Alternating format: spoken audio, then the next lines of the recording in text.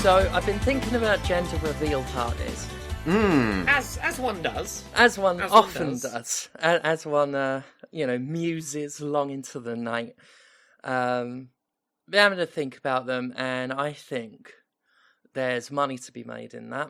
You think?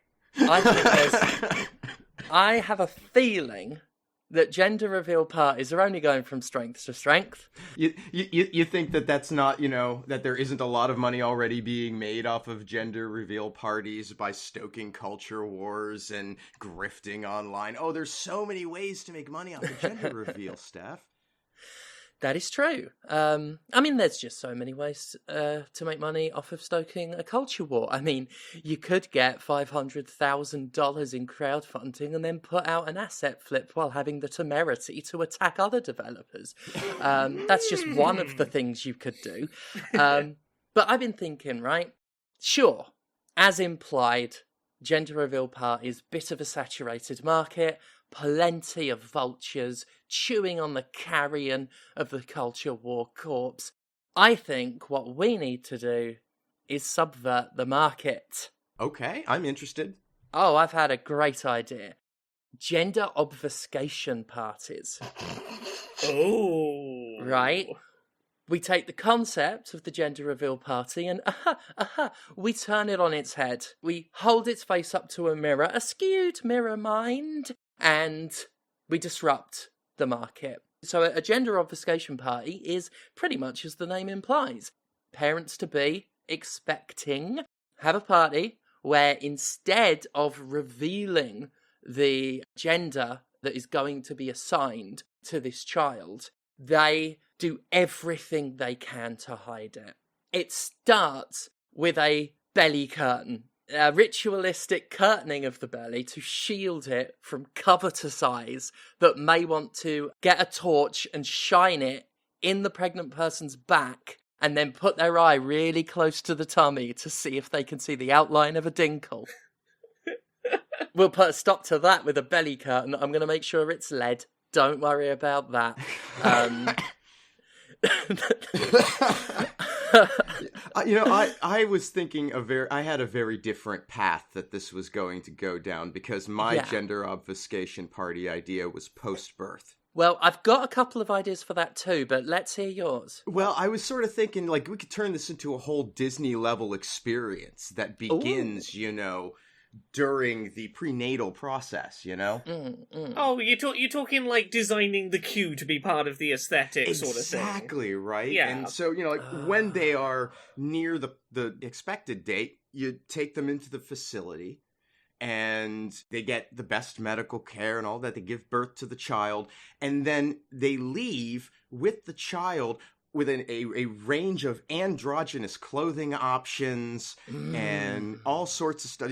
And then they can pick and choose how they're going to obscure the gender of their child from the world. But it will absolutely give no clues on the outside. Exactly. Because of the ambiguous nature of the clothing, which I assume will contain at least trace amounts of lead.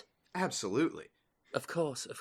I've seen a video that implies someone might have beaten you to the punch on inventing, just conceptually, a gender obfuscation party, and I'm going to describe to you a very short and simple video I saw once that sticks in my head, which was, we've got the gender reveal, we've got the balloon, you pop the balloon, gendered confetti is going to come out of it. Why don't we invite the child of the family, the existing child of the family, here's some scissors, why don't you pop the balloon? And the child misunderstands the concept, or is deliberately engaging in a gender obfuscation party, and just cuts the ribbon that the balloon is held by, and the balloon just floats off. Oh, I like that. And to me, that's pretty effective gender obfuscation, because, you've been suggesting plans that are we're creating a specific gender obfuscation party. The service I'm going to suggest is, you get me snuck in as a guest to the gender reveal, I snip the little thing, or I trip over and throw the cake in the fire, whatever it is, I will do some kind of chicanery to obscure the gender you were trying to reveal. You'll gate crash or infiltrate an existing gender reveal party and obfuscate the gender of that child. I'm suggesting there's more for maybe there's a set of parents where one of them is like, I want a gender reveal party, and the other's like, that's a bit fucking weird to do that to a kid, innit? First of all, those people need a divorce immediately. They do, but I'm willing to profit off of their not being on the same page by letting one of them go behind the other's back and hire me to ruin the gender reveal, obscuring the gender. Yeah, honestly, I think deception in that relationship will only further the goal of obfuscating gender. Because they'll be so focused on their web of lies that they'll forget all about the child, which is, ultimately the goal.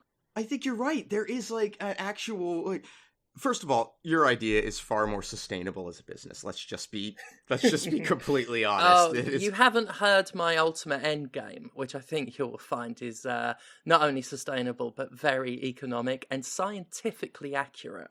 Yes, I believe all of the things you said. But the other part about this that I love is that, like, you could coordinate with families to do this, and you could have, like, a handful of people that do it, and have someone come in, and it's a shower. Someone might not know someone. It'd be very easy to infiltrate, and then very easy to fuck it up and make a statement. And I could see there being couples out there who would, like, cherish the opportunity to do that to their conservative relatives. Exactly. It doesn't even have to be one of the parents. If you're like, oh no, my parents are doing a bit of a conservative, just hire me. I'll come in, snip the cable, run away. They'll work out like it was probably deliberate. I've got blue hair. They can put the pieces together. I'll be long gone by then, gender obfuscated.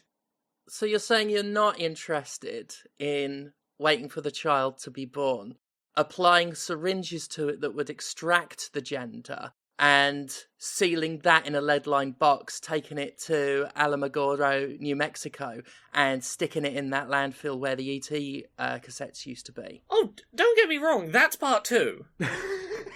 That's part 2. We've got to double team this, because my plan is only going to work as far as until that baby is born. Yeah. Your plan's going to help with the rest of it. Because I do think that gender obfuscation is for life, not just for pregnancy. And if any of the accountants want to complain about the cost of inventing a method of extracting concepts from human bodies, let me just say that the boys in the lab, or are they, have been working round the clock using, and here's the kicker, source materials. They're source materials, so, we source those, and then we don't need to buy them. Saves us a shitload of money. I've got really good business ideas. I was wrong to doubt you. Honestly. Right? I truly was. I truly was wrong to doubt you in this, because what you've hit upon, it just needs a little tweak, because you're making the mistake of throwing out the gender.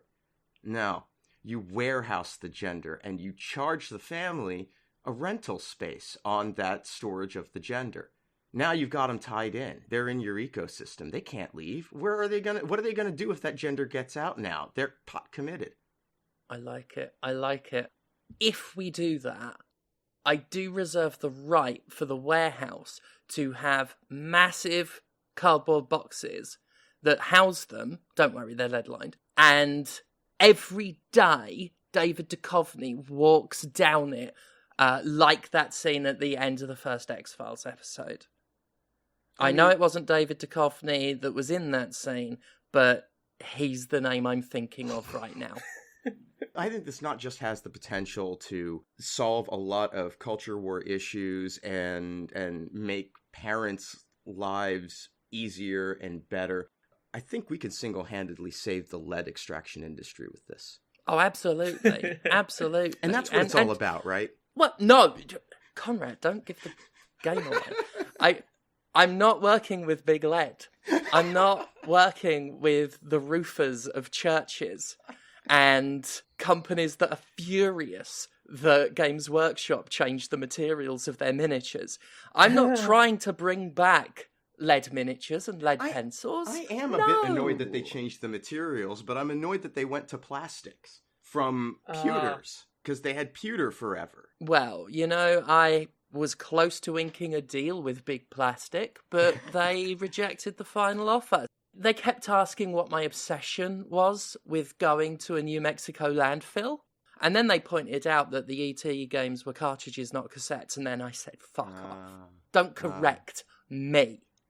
Well, you know what else sometimes comes on cartridges or cassettes? Lead? Me, when I'm horny and feeling really specifically kinky. I was going to say other video games other than E.T. that we sometimes talk about here on Podquisition, a video game podcast. Oh, is that what this is? That's true. We really ought to crack on. I said we should keep this recording tight, and then I allowed Steph to... Hey, don't blame me. I had a tight 5-minute bit, and you're built on it, right? Don't blame the architect. Steph, I think you bear some responsibility for the length of that bit. I don't think you are innocent in this. I bear a measure of responsibility. Well, I take we're doing it again. Let's just talk about video games. We've got a certain amount of time to talk about video games. I'm going to start talking about one that I played this week that I can talk about now because the embargo lifts just before this episode goes up. I've been playing Astro Bot this week. I want to play it. Is it good? It's real good. Is it good? Oh, it's real good. Mate. It's real good. Is it like the tech demo? Like the original? It's basically what if the tech demo was 20 hours long. Brilliant. Brilliant. Yeah. So for anyone who's not got a PS5, the PS5 ships with a pack-in piece of downloadable software called Astro's Playroom, and it is a 3D collectathon platformer where you, getting to the end of the level is fine enough, but along the way, you're trying to find these little robots to collect, you're picking up coins that you can use in a little gacha machine to get collectibles, you're trying to find little bits of PlayStation's sort of hardware history to fill up a little museum with. Visually, it's very exaggerated in its presentation style, it's a very polished 3D platformer, only really let down by the fact that it's quite short. Right. Astro Bot is just that, but a lot more of it. Yeah. The original was Astro's Playroom, wasn't it? Yeah. And that had 4 worlds you could go to that were each maybe going to take you 20 to 30 minutes depending on how, thorough you've been looking for your little bots. It was a couple of hours long, maybe. It took me 20 hours to 100% Astro Bot, and a big part of that is they've swapped to a structure that is instead of having 5 worlds, you have 5 galaxies, and each of those will have a mixture of worlds that are about the size of the levels from Astro's Playroom, sort of half an hour long little contained things, but also dotted in here's a bunch of little levels that are maybe only going to be 2 or 3 minutes long and they have a unique idea to them, and as soon as that idea is not interesting, they fucking move on to something else. Mm-hmm. Each of these galaxies is ended with a boss fight level, and I want to praise those in particular. I wish there were more boss fights in this game, because the boss fights are ridiculously good at exaggerated scale of making the threat feel like a really big threat, introducing unique mechanics that fit with what you've been playing with before but are tailored to the kind of boss you're fighting. They're really, really good set-piece moments that I want to give some particular praise to. And then each of these galaxies finishes off with a really charming little world that is your little robot gets temporarily transformed into some other PlayStation mascot, and goes and does a platforming level where they have mechanics tied to whatever other game mascot they've become. Neat. Yeah, they do a really good job with those of making them feel mechanically authentic to the world you are visiting, without throwing away what the core platforming moveset is. And all throughout this, much like Astro's Playroom, you're trying to find these little hidden bots hidden around the levels. The difference this time is, while some of them are generic little plain robots, a lot of them are PlayStation characters. But when I say they're PlayStation characters, that's kind of glossing over it. A lot of them aren't first-party PlayStation-owned characters. A huge number of the characters you're collecting are characters that people historically associate with PlayStation. Right. Even if they're not technically PlayStation characters. An example I will give is Tony Hawk is not a PlayStation-owned series, but a game celebrating PlayStation characters that didn't have Tony Hawk would feel like it was missing something. Right. I am surprised by, the breadth of not PlayStation-owned properties that they have wedged into this game. That are that does feel like an inherent part of PlayStation, that character. It's funny you say that, because when you said about, playable other mascots, I instantly thought of Crash Bandicoot. which, again, is not a Sony property, but is so associated with the PS1. That's the right sort of place to be thinking, is stuff that, like, you can't think of that character without thinking of their early games being on PlayStation. There is a lot of love for those kind of characters in this game. There's a lot of, like, really obscure characters as well that you would not think would get a spotlight in a big, these are characters people think of as PlayStation kind of experience. And that's really nice. For all of them, you can collect little accessories that go with them, and then you can go interact with them in this hub area where they'll do little skits, play out little in-game scenes as their little robot selves, and it's all really charming. I want to talk a little bit about this game from an accessibility perspective, because that's the thing I focus on a lot of the time.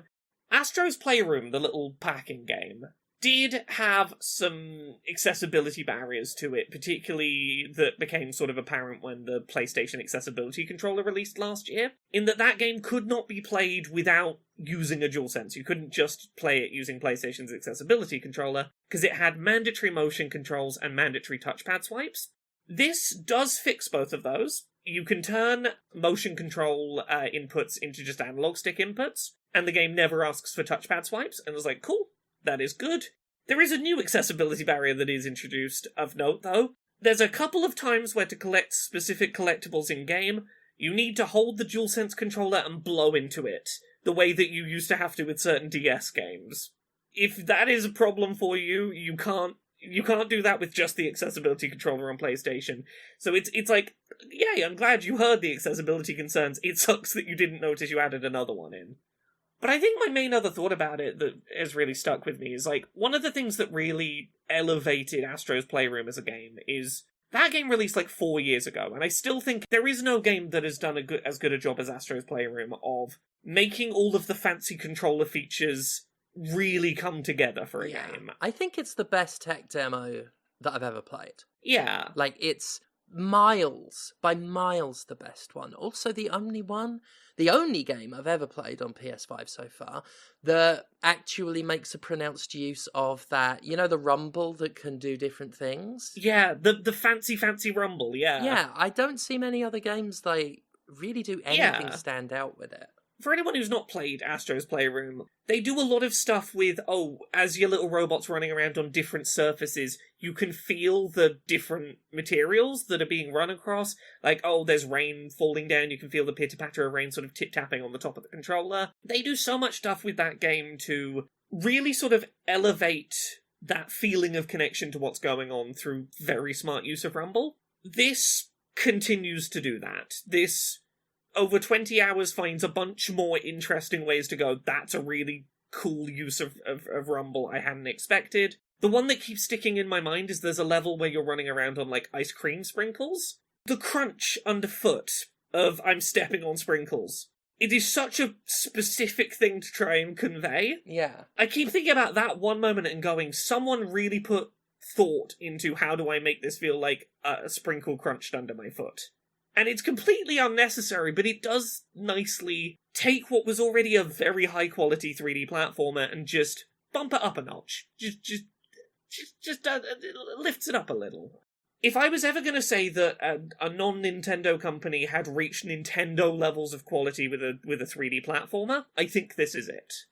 I think, that, I really hope that PlayStation keeps iterating on this and keeps making more games in this series, because, in terms of just, sheer consistent quality start to finish of level design, of thoughtful love letter to what the series has been in the past. I didn't even really talk about it. They've got their own equivalent of, Mario power-ups now that are, little collectible gadgets for your little robot that can be things like, I got some frog punching fists that make my fists extend to long distances as I punch. Or a little pufferfish jetpack that inflates and I sort of float around on it. Pufferfish jetpack, you say? Yeah, you wear a pufferfish on your back and it inflates and you float up, and then if you want to descend, you have to just let the air out the pufferfish. On board. Fully on board. Right. There is not a wasted moment in its 20 hours. Start to finish, I was just like, this is a very tightly designed 3D platformer that I am very impressed by. A lot of the challenge in it is sort of separated into finding some of the harder to find collectibles or specific challenge levels where it's like, hey, this level is short but there's no checkpoints in it. It's here to be hard. I like that, there is that challenge to be found even if it's not necessarily on the core progression path. It's just a really fucking good game. I powered through it, and I'm sad there's not more of it. This is like the long version of the tech demo, and I still walked away from it going, yeah, but I want more, though. That's really good to hear. That's really good to hear. It is what I expected, in that it's that good tech demo, but a full game's worth of good tech demo. Excellent. Yeah, what about you both? Either of you played anything this week you want to talk about? Well, we both played Gori. We did both play Gori. I've started on it. In the time since playing the demo last week to now, I have finished the full game of Gori, Cuddly, Carnage. And not only does the very gory combat and what I personally find endearing obnoxiousness hold up, what really surprised me about that game is it doesn't rest on it. It doesn't skate by on, here's a funny concept, and we'll leave it at that, and we'll cobble together a game that just drives that into the ground as cheap filler. Every single level does something new. Every single level has its own flavour and vibe, and while everything sort of has the same aesthetic, each level still has sort of its own visual character. You were so right about its era, genre, period thing that it's doing, because it is even reflected in that way. Like, we used to have games that had these sort of very distinct areas with very visually distinct environmental stuff, and it felt cohesive, but there was still a lot of variance area to area that we just don't see in the same measure anymore in games. Yeah, we do not see a lot of it. And yeah, like, that is a big sort of thing I've hammered home about the game, is that sort of PS2 era vibe it has. I keep bringing up games like Metal Arm's glitch in the system. I've seen it compared to Conker's Bad Fur Day. And honestly, as I said in the review that I put on thejimquisition.com, this game is like so many others, but there's still nothing quite like this game. It really keeps its own very distinct sense of identity and personality, and its own sense of just surprise. It kept surprising me. You know, I think I've seen it all, and then one level is a horror level about creepy dolls, and there are weird baby doll heads with propeller beanies, and when they shoot, a brain on a stem pours out of them and dangles there, and you sever that and they're dead. I think that's the next level I'm going to. I'm like it's the really nice. Yeah. It's really nice. The one before that is basically a parody of Rapture from BioShock, and again, they don't just leave it at that. It has its own unique set of puzzles involving creating pockets of oxygen in the underwater sections, because your bullets from your grenade launcher can't travel underwater. So you've got to create these air pockets to get the grenades moving at the right speed and hitting targets. This game is so good that the things that are traditionally the bad parts of other video games are also fucking great. Yes. I rolled my eyes at the water level at first, and it's not a water level per se. It doesn't have those shitty trappings. And where it does, it accommodates the player in their function to such an extent that it's not really a problem. I drowned once. Yeah. Because I got lost and caught up in something and could not get air to refresh fast enough. That, and that was my bad, because they certainly gave me plenty of space to, be cognizant and deal with that. And I think that's part of what makes this game so enjoyable overall, is that level of consideration for, we obviously want to have some level of challenge to the gameplay, but we don't want players to suffer a loss in an unfun way. And there's nothing really mega fun about platforming sections where you can very easily fall down a hole, or a water level where you can drown. So what they've done is they've made the game very generous. I won't necessarily say forgiving, but very generous. The platforming sections, with controls as loose as the ones in this, and as seen in many games, including many action platformers from back in the day, some platforming sections in these types of games are the fucking pits. Mm-hmm. But what they've done here is account for that, and even account for the game's own sort of loose, janky but in a good way sense of control by giving you a jump with considerable distance, then a double jump with the same considerable distance. The hoverboard, Frank, has a ton of hang time with gliding, and the grind rails that we talked about last week. So long as you're near them and you press a button, it doesn't, very occasionally it will fail, but for the most part, as soon as you're near enough to a grind rail, hit a button and Gori will essentially just sort of snap onto it. I will say, as much as I love that though, at the same time, the range, that distance that you can create with Gori and between whether or not you're boosting, whether or not you have deployed a double jump, whether or not you do a midair dash, it is actually so easy to overshoot goals in terms of platforming. It can be. I don't think it's their fault. I think it's they have provided me so many options and I am not deploying them well. Because at the same time, like there are some of those forced running sequences where I struggled for a little bit because I was overshooting things, or I was, because I was trying to go too fast. And then I realized that what it wanted from me was just a measure of control. And when I figured out that you can use the enemies that are on all of these platforms to ground yourself by attacking them, made all the difference in the world. The game has a few of these little sort of interesting control peculiarities that do take some getting adjusted to, like the grenade launcher, for example. I am so used to, in video games where you have a ranged weapon and you have an aim and fire mechanic, that the pull of the trigger needs to be held in order for the aim reticule to be up. And that's not the case in this one. You can tap it and it comes up, and you get much more control because it feels like it's easy to confuse the targeting if you're holding it and let it go. After a while, it seems to snap back wrong, and I struggled with it a lot, particularly on the first ladybug with having hit all of the targets and whatnot. That is the worst boss in the game, in the worst level in the game. It is the worst boss in the game that I've encountered for sure, but I wound up replaying the level because I missed one of the collectibles, and I had been on a streak of getting everything. So I went back and I did it again.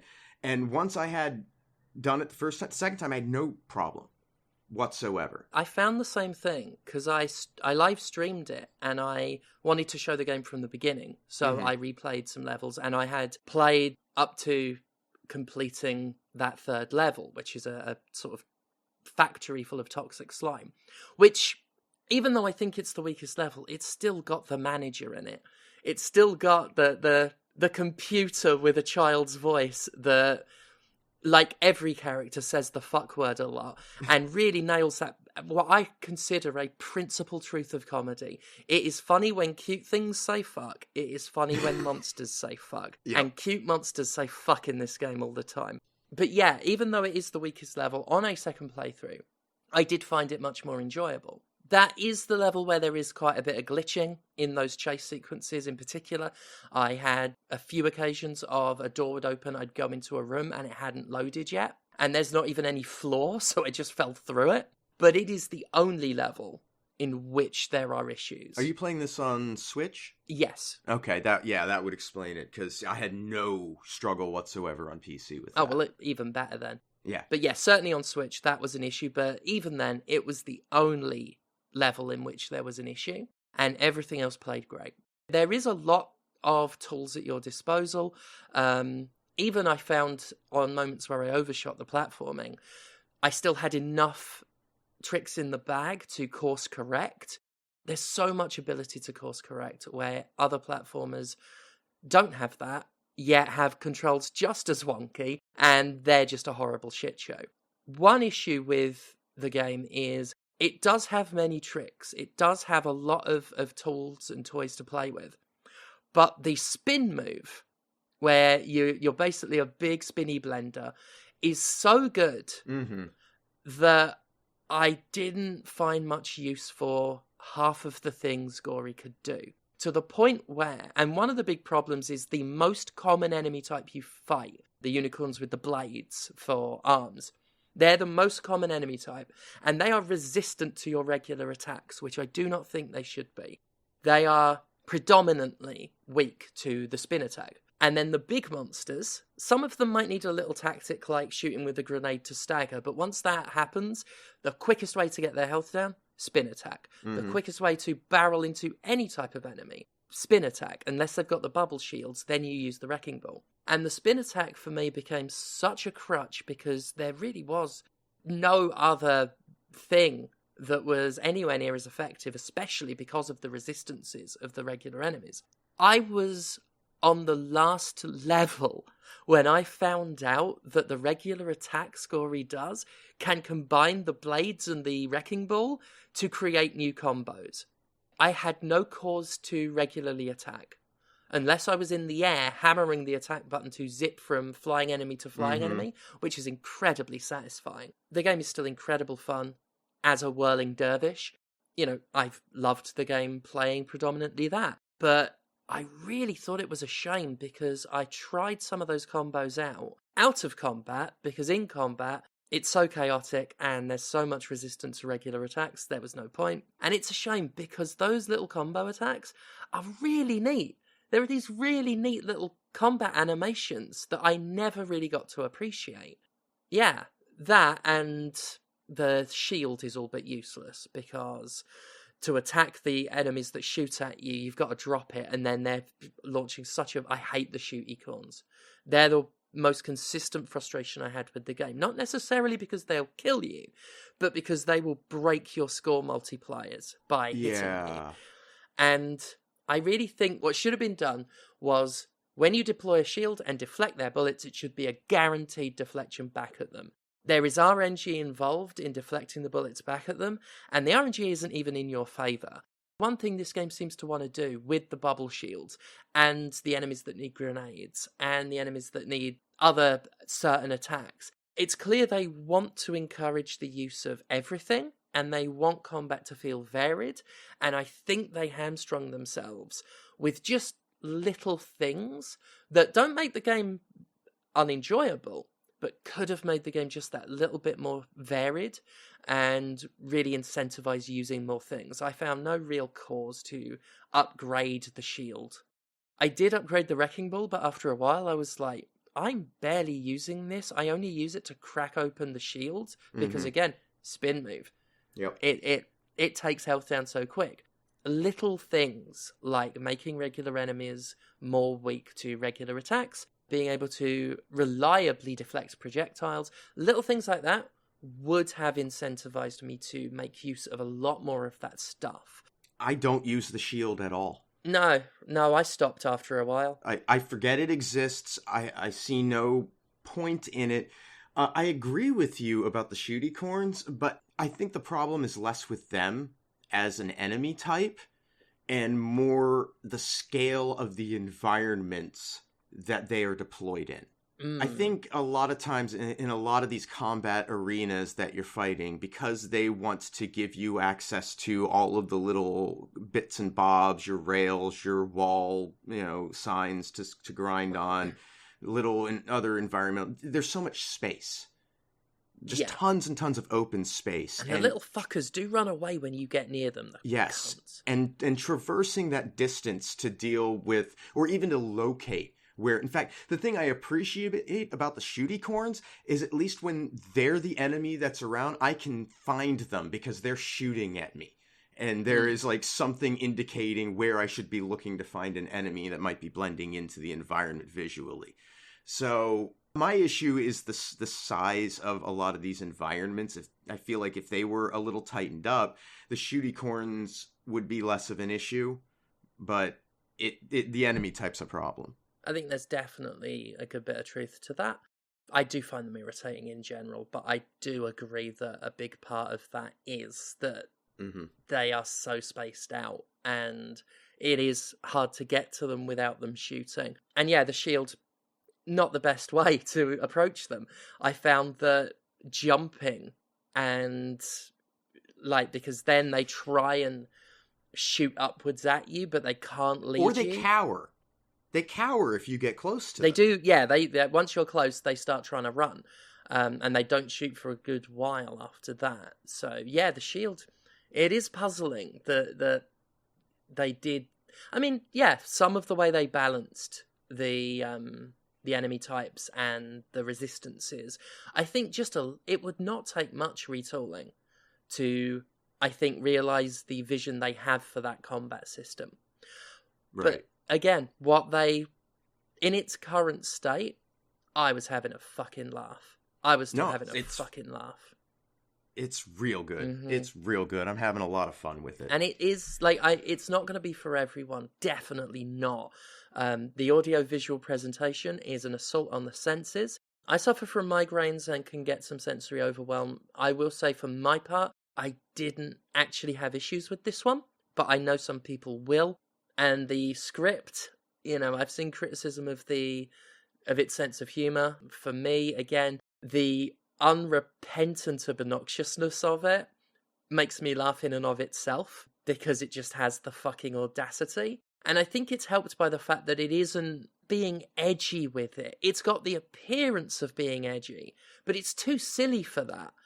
Like, yeah, you could look at the bear in a box, which I fucking love that character, by the way. Like, this Jack in the Box teddy bear with the previously cute bear face peeled back and worn like a hood, revealing this Hellraiser-looking mass of muscular tissue and bone. And he's yelling, I'm gonna fuck you up, bitch. Like fucking Freddy Krueger. And it's just so wonderfully stupid that it crosses past edgy, and for me becomes very charming. But then again, as I said, like, I think if you're one of those people that thought the fuck you scene from DMC was cringe, I don't think you'll care for this. As someone who, again, thinks it's always funny when the monsters say the fuck word, I mean, this is my kind of thing. I didn't expect to have it tug on my heartstrings as much as it does. Yeah, I was going to say, like, that is the other thing I think that stops it being just edgy. Because it's not even offensive. It doesn't do offensive humour. It just does monsters say fuck. Crude. Yeah, it's vulgar. Like linguistically vulgar. But like you said, it does have a heartfelt story. And it's adorable as well. Like, Gori as a character is adorable. Frank, I think people are going to be hit or miss with it. He grew on me. He's Claptrap, but the difference between Frank and Claptrap is I haven't spent enough time with Frank to hate him yet. Yeah, there is that. And the game isn't sort of mega long. I think if it dragged out any longer, then I could find myself, like, getting tired of the characters and stuff. But as it stands, every single character is fun, I think. Yeah. You've met Goldfin already. I've met Goldfin. Fucking ludicrous. Just such a ludicrous fucking... It's a big fish that thinks it's the last living human, and it's performed by the lead dev, by the director, putting on an absurd German accent. The director actually voices, like, half the cast. Like, he's bear in a box as well. Oh, wow. Yeah, and a lot of them I wouldn't have been able to tell was the same person. But yeah, it's one of those games that commits, which I always say, if you're going to do something stupid, commit to the bit, and you might just look clever. And this game was just made with way more care and consideration than I thought it would. And I went from simply being delighted to respecting it. And I can't think of enough good things to say about it. I'm so glad it exists, and I'm so glad I didn't write it off like I was going to. Because fucking thrilled. Laura. Yeah, we're on a bit of a time limit today, so I'm gonna very quickly talk about one of the things I've played this week. I don't have a huge amount to say about it, but I think it's really interesting. It's worth checking out.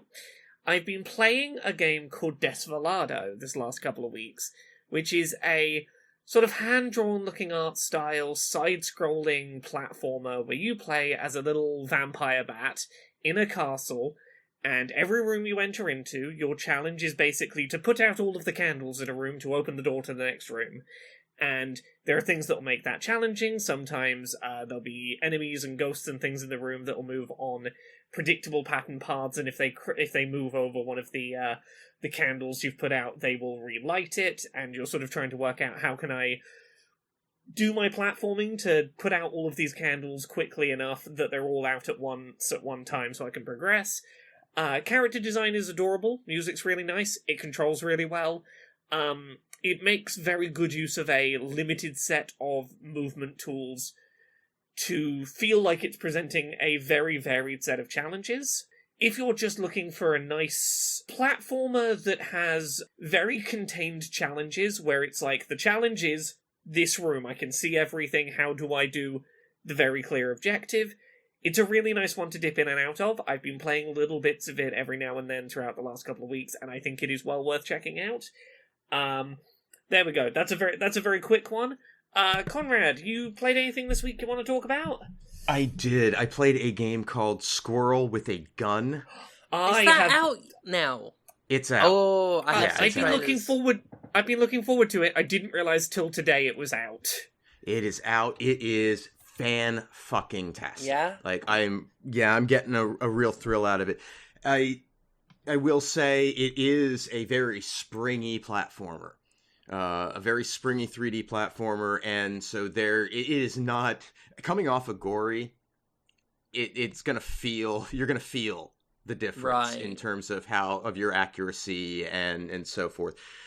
That said, its creativity is really, really high. The tone is fantastic. I've played the opening sequence 3 times. And the reason for that is, first time I did it to play it. The second time I did it to show the stream that I'd done it. And the third time was because I discovered after I'd done that on the stream that there are save points in this game. It does not auto-save, and you need to find those and save the game. Oh. And so I had to do it a third time. Not ideal there. But other than that, like, sort of inconvenience, it's pretty forgiving when you fall off platforms. You just respawn. They take a bit of health off, and on you go. The guns are cool. I've picked up pistols, revolvers, shotguns, Uzis, grenade launchers now, and those are all neat. The way the game is structured, after a short sort of prologue training sequence, you're put into an open environment that's like a suburban neighborhood, and there are multiple sort of zones that have collectibles that you need to get in order to unlock a car, which then takes you to a boss, and then you come back to the open world. The open world expands, and now there are more of these little puzzly environments. And what's great about them is that they're of the type where you get kind of an opportunity to get a hint as to what you have to do to accomplish some of these. They're not just straightforward climb to get the thing all the time. Sometimes there's a golden propane tank inside this grill, and you need to figure out a means of lighting it. Good luck. There are multiple approaches you can do that with in the immediate area. So I like that. A lot of the design in this lets you do a bit of your own thinking about approach. It's all pretty low stakes. I love that you can climb up enemies and just people in general and snap their necks. It's great. The animation's hilarious. The combat is, I'm not going to say it gets boring, but it does feel somewhat limited in that you have your gun and you can shoot enemies till they die, or you can shoot them until they're stunned, and then you can do a finishing move. But the finishing move, there's one for every gun, it seems like. Maybe there's 2, but it feels like you just see the same stuff over and over again, even though it's the most efficient way of dispatching enemies. It's just hit them in the head once with a weapon and then go in for the kill. I do like, though, that you're not limited necessarily to guns. You could pick up just about anything in the environment, throw it at an enemy, and have them go down. The other thing I like about the guns, though, is that they are all very distinct, not just in their damage output and amount of ammo, but their function in terms of increasing your vertical lift. You can use them basically to propel yourself further upward on a jump, as a double jump, and each gun has a different number of bullets that you could fire to get more height.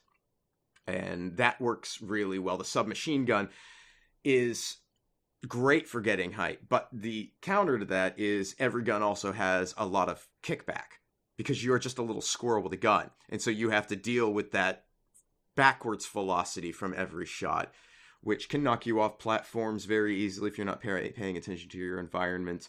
The submachine gun is almost unusable.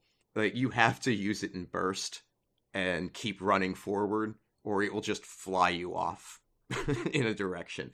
But it's a neat combination of physics with a good sense of humor and some pretty clever puzzle design that I have enjoyed. I can imagine some people will find it frustrating at points, but the charm that comes in with the character design and its personality, the amount of personality that they've stuffed into this squirrel with relatively little, like, cutscene content is impressive. There's a lot of collectible costumes to get, and some of them have special functions, and that's really neat. Yeah, it's a good game. I'm enjoying it. I think about a third of the way through, I would expect, based on what I've played, and it keeps introducing more stuff and continuing to be fun and surprising me with the ways that the physics and my character and the world interact. Neat game. Worth playing. Nice. Excellent.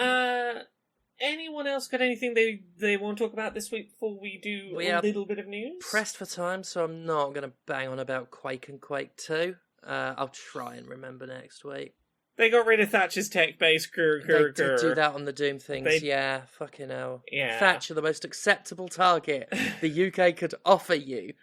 Fucking hell. Like, next to the Yorkshire Ripper, although she's responsible for a lot more death. So yeah, we've got a couple of bits of news. I think there's one main bit of news this week that's worth us giving some focus to. In one of the biggest stories of a game absolutely flopping that I think we've ever had in the big budget space. Yes. Concord is being pulled from sale, only 12 days after it released. It's almost like the unsustainability of live service games and market saturation is something that the industry has been warned about for years, and now it's happening. And this one, the speed with which, like, I knew it wouldn't last a year. It's not appealing as a game. You know, I reviewed it, and as I said in that review, you can tell the characters in a hero shooter like Overwatch or Team Fortress 2 by their silhouette. They're that distinct and iconic, and you can even get a good idea of how they might play. You'll certainly get a better idea listening to them speak.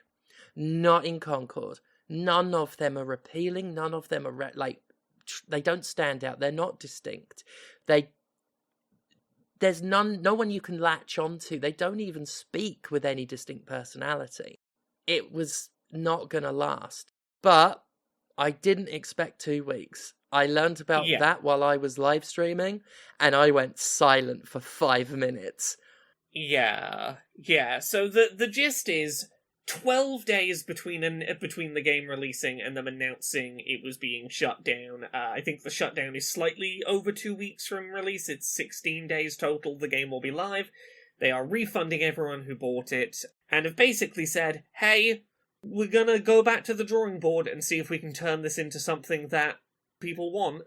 And, you know, there have been success stories that have pulled it off. Your sort of Final Fantasy XIV, A Realm Reborn, your No Man's Skies that have gone in, put the work in, and made their game closer to something that people want. But yeah, for one of PlayStation's like big first moves on releasing a game on PC and console on the very same day, to give a sense of quite how much Concord flopped, there are reports doing the rounds that it sold fewer than 25,000 copies total. Yeah. Someone pointed out that more people refunded Cyberpunk 2077 than bought Concord. There were points on opening weekend where there was fewer than 100 people on Steam concurrently playing Concord. Yeah. A first-party PlayStation multiplayer shooter. And it does suck. I don't like that game. I fucking hate that game.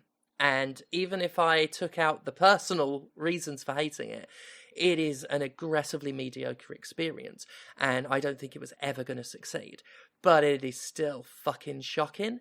And it is an indictment on the ruined state of the game industry, that it couldn't have had a chance and that it was sent out to die the way it did, and that this could even happen, that the market is so saturated that you have two choices for a game. You either rush it to make sure it's relevant, in which case it comes out as a broken, buggy piece of shit, or you take 8 years to make it like they did with Concord, and by the time it comes out everyone says, oh, another one of these, in a market that's full of them. Yeah. Now, Concord didn't help itself with the things I said about how it is so artistically lackadaisical, but the industry is in a fucking mess, and for years I've talked about how unsustainable live services are, and how unsustainable just this investor-first, living fiscal quarter to fiscal quarter way of doing business is overall. And we are seeing it now. Like, looking at social media in the wake of this Concord thing, I saw so much panic and I saw so much depression about the industry overall. And I'm like, welcome everyone to where we all were, like us on this podcast, where we were 5 fucking years ago, longer than that. Because anyone with any considerable level of experience analysing the game industry could see this coming a mile off. I've said before, there's probably never going to be another great video game crash, but we are in a perpetual cycle of mini booms and busts. And the bottom's falling out of these hero shooters and live services overall. And I almost don't want to credit it, but no, it's not because there was diversity. It's not because of DEI, you fucking hijacking tourist cunts. No. Not only did Concord have a lot going against it specifically, the industry in general is so broken now.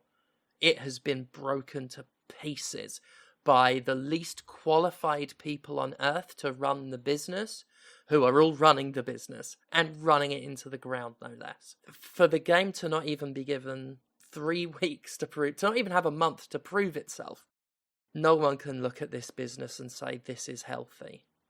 Mm-hmm. And one last very quick thing I'm going to throw in, because I just need to say this one out loud. Mm-hmm.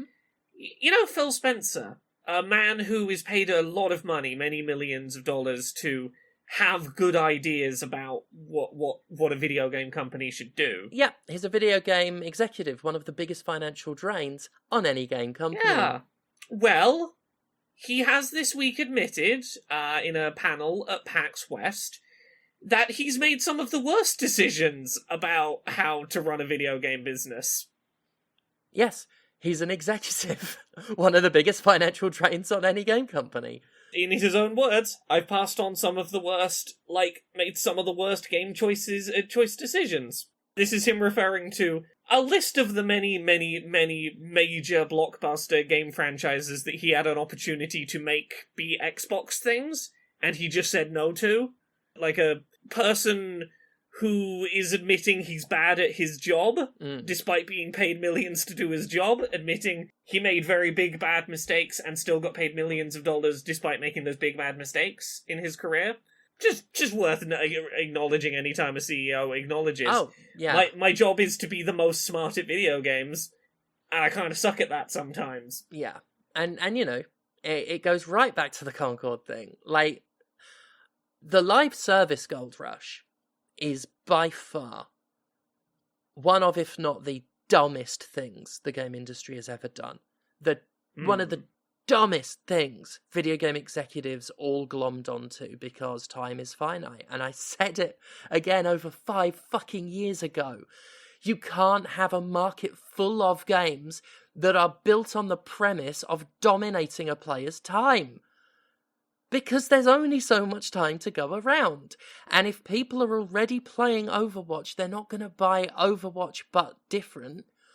If it's not actually significantly different, they're not going to buy another Overwatch because they're playing Overwatch. And you can't just copy a game and replicate its profits. Now, that's one I've said since I was working at fucking Destructoid. You cannot replicate a game and clone its success. That's not how this works. And they have never learned. And Mike, I can't get over how fucking stupid the live service Gold Rush was. I can't even call it Gold Rush. There was not gold in them thar hills. There was a lot of dead games and laid off employees. Mm-hmm. Fucking well, with that done, just good solid hour. We did it. We hit that hour point. Got in, got out. Bish bash bosh. I've had no sleep for about almost knocking on 30 hours. Laura! Oh, yeah. Many people could be forgiven for thinking you don't sleep because you're so prolific. Could you give us some idea of that proliferation in terms of your work? You can find all the stuff I do at Laura K. Buzz all over the internet, wherever you happen to find people. Big things I've got this week. There is a lengthy accessibility review of Astro Bot that'll be up on youtube.com/LauraKBuzz by the time that you see this. Additionally, there will be an article/video piece that'll also be up by the time you hear this, where I talk about the last 8 years of Nintendo saying quotes about what would need to happen for Zelda to be a playable character in a Zelda game. That's a great and piece. looking at Echoes of Wisdom that releases later this month and going, I can't not look at a bunch of these design decisions through the lens of Anuma basically saying, we've got to have a girl reason for this game to exist. I'm real proud of that piece. I hope people check the written or video version of that out. It should be up on YouTube or at laurakbuzz.com when this goes out. What about you, Conrad? Where are you at on the internet? Oh, you could find me at Conrad Zimmerman on Instagram and Blue Sky. You can hang out with me on Twitch at twitch.tv/thatconradzimmerman. I'm on Sundays, Mondays, and Tuesdays. You can buy anti-capitalist propaganda and Jimquisition merchandise at mercenarycreative.com. And everything that I do online gets supported through Patreon at patreon.com/fistshark. And you know who else has a Patreon? Stephanie Sterling. This is correct. Patreon.com/Jimquisition. This supports this, that, and the other. On the Jimquisition.com this week, we have a review of Gori, Cuddly, Carnage, so check that out if you're inclined. I also live stream on Twitch TV, twitch.tv/JimSterling. I don't have a regular schedule, but I try and do it a couple of times a week. And my next wrestling date is, if you can get to Leeds on September 20th and get to True Grit Wrestling at the Left Bank venue, do it. Because this is the most important match of my life. And it is going to be a violent masterpiece. And yeah, just the most brutal thing. I am planning a masterpiece of awfulness in the best way. So yeah, check that out. And I think that's it. We'll see you next time. Thank you so much. Bye. Bye. Bye.